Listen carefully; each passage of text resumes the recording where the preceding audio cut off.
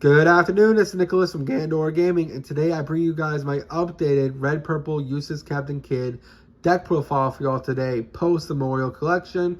I know a lot of you guys in my comments have been waiting for the updated list since I made one in OPO 5, but I wanted to wait until the Memorial Collection when we got the brand new Kidd Killer card before I wanted to update this list, because I think this deck is now finally able to take on the meta in a much more fluid and cohesive way. So let's talk about it. If you don't know, this leader is the slept-on child of the 3 captain structure deck. This leader came out with Red Purple Luffy and the infamous Red Purple Law. And because of that, he's never really had his chance to shine. While Red Purple Luffy had its time in OPO 5, and Red Purple Law is completely murdering the metagame in Memorial Collection in OPO 7, this leader really never got its chance to shine, and I really disagree. I think this leader has really untapped potential, unlike the other 2 leaders. Don't get me wrong, they have had their potential shown, and they're really strong potential, but I think Red Purple Law and Red Purple Luffy have already been solved, while this leader has not been solved. And I think that's what gives him the strength to even come up to their level, or if not, surpass them. So this is my deck profile on my choice of how to play this leader, and why he has potential for greatness, especially once OPO 7 comes around, and we get the brand new Dragon card. I think that card actually shakes up the leader even better than it already does, and makes his leader a completely different ball changer. So let's get straight into this. So first things first, he is a 5-life multicolor leader that can attack.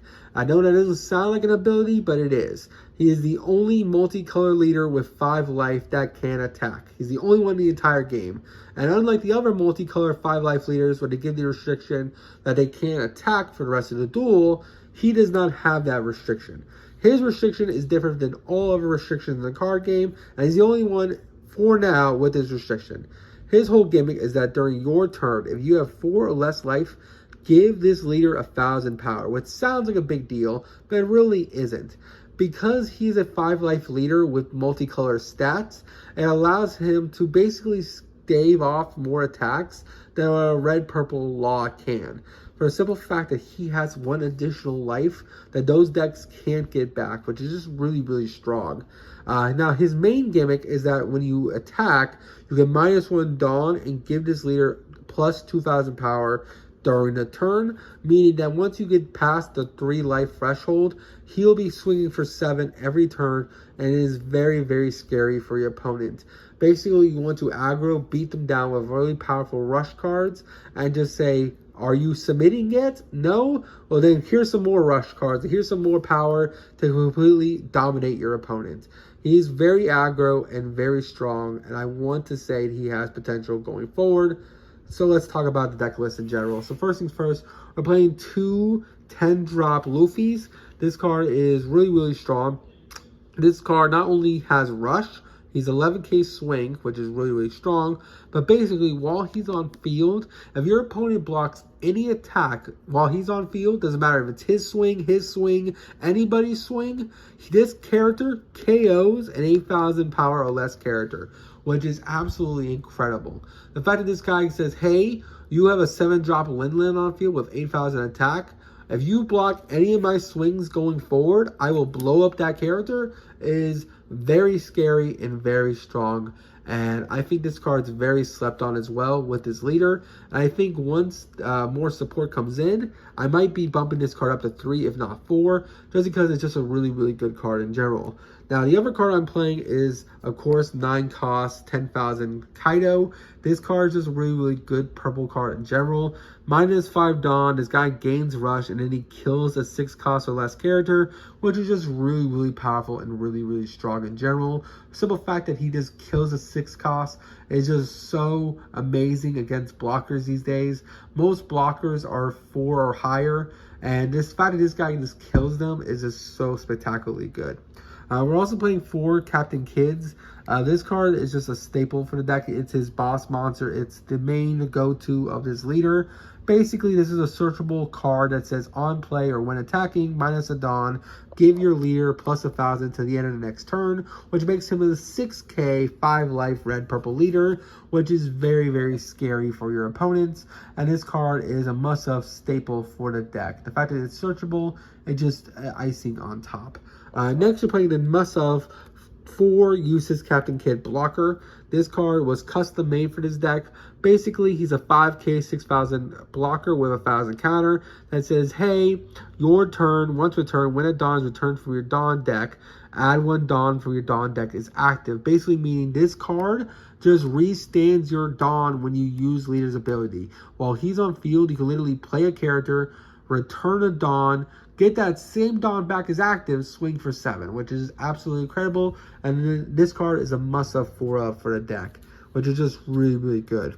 We're also playing 4 Laws. Laws is a really good blocker in general. I know we're in a black format right now, so 4K blockers aren't the greatest, but the simple fact that this guy has a counter, he is 5K, and when on play, he minuses a Dawn to rip 2 cards out of your opponent's hand if they have 7 or more. It's just the icing on top, and this card is just always going to see play because this blocker is probably one of the best blockers in the game. Next, let's talk about the cards we got in the Memorial Collection, that being Kid and Killer. This card is a must-have 4 in this deck. This card is your go-to game ender for the simple fact that he is considered Kid and Killer. So you can use your abilities that boost up Kid to boost up this character because he is also considered Kid. And because he's also considered Kid, it allows you to be able to search him unlike other characters you can't search, which is just really, really cool. If you don't know, this card is a 4-cost 5000 rush character that gains 2000 power if your opponent has 2 or less life. So this guy is going to be swinging for 7 once you're going to the end game, which is really, really strong. The fact that it's searchable is just a plus on top of it, and it's just a really, really great card that we got in the Memorial Collection, and it brings the whole deck together. Next, we're playing 4 Kuzans or Karmazan, or however you want to call him. This card is also Killer, but he's not considered Killer because his name is Kamazo. And because he's considered Kamazo, he is searchable, which is really, really great.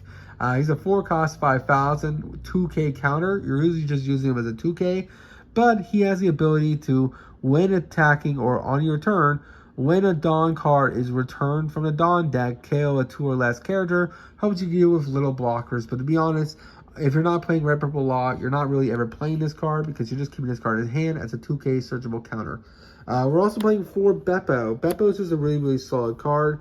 You're minusing Dawn so much with your Leader's ability. This card literally just restands your Dawn. Also, when he attacks or on play, restands your Dawn. So it's just a great card. We're also playing 4 Khalifas. This is the only unsearchable card in the deck. That's a really solid 2k counter that allows you to basically on play or when attacking. Well, it's not on play, my apologies. It's when attacking.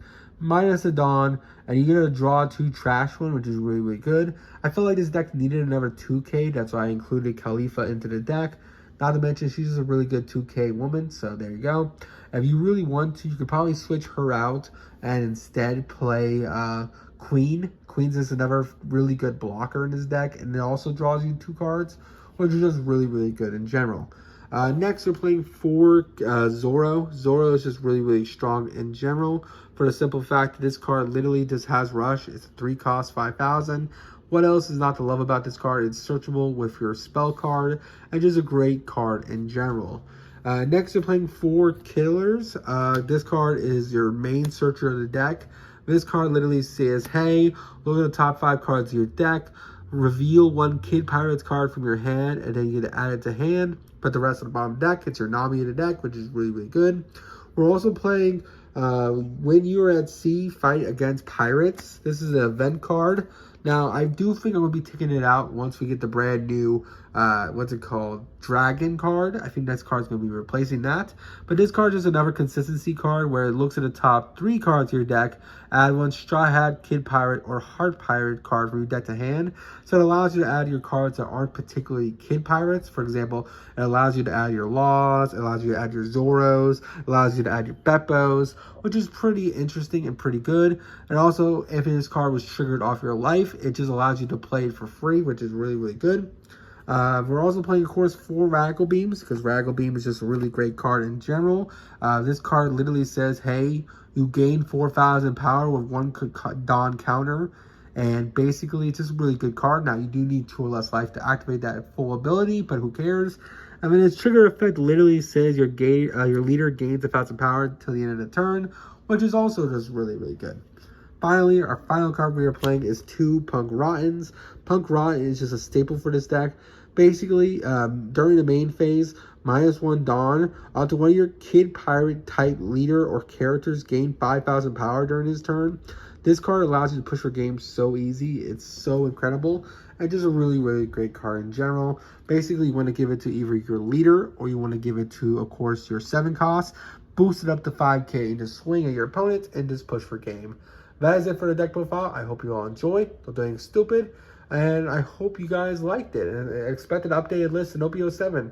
See you on the next one. Bye-bye.